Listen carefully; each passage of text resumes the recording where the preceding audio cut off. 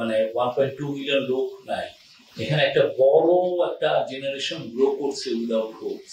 সে angry young generation, যে ছেলেটা 7 বছরে এখানে এসেছিল মা বাবার সাথে, তার এখন বয়স 15।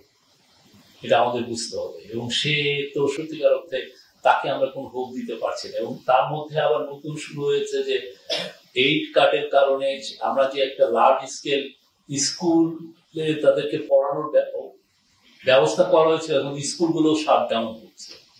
তো তার হোপের জায়গাটা কিভাবে হবে? তো মেন হোপ হচ্ছে যে তাদেরকে একটা ডিগনিফাইড, ভলেন্টারি এবং সেফ রিটার্নটা এনশিওর করা।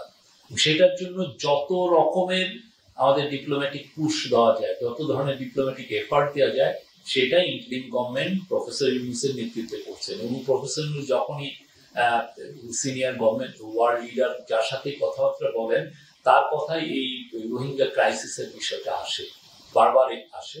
এবং আমরা আশা করছি এইভাবে যদি সাস্টেইন এফোর্ট দেওয়া যায়, তাহলে খুবই শীঘ্রই এটার একটা পিসফুল একটা সলিউশন হবে। We need peaceful solution.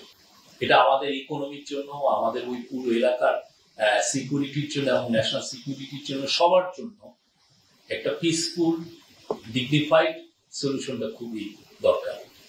July এর যে গণ অভ্যুত্থান হলো, সেখানে তো অনেকগুলো আমাদের বেশিরভাগ পলিটিক্যাল পার্টিগুলোই ছিল, এবং যেই পলিটিক্যাল পার্টি তারা আমাদের অংশীদার। তো চিফ অ্যাডভাইজার তাদেরকে ইনভাইট করেছেন যে আসেন আমার সাথে জাতিসংঘে জাতিসংঘের এই বছর সেশনটা খুবই ইম্পর্টেন্ট। আপনি জানেন যে বছর 80তম অ্যানিভার্সারি হচ্ছে, ওয়ার্ল্ডের অনেক অনেক লিডাররা থাকবেন।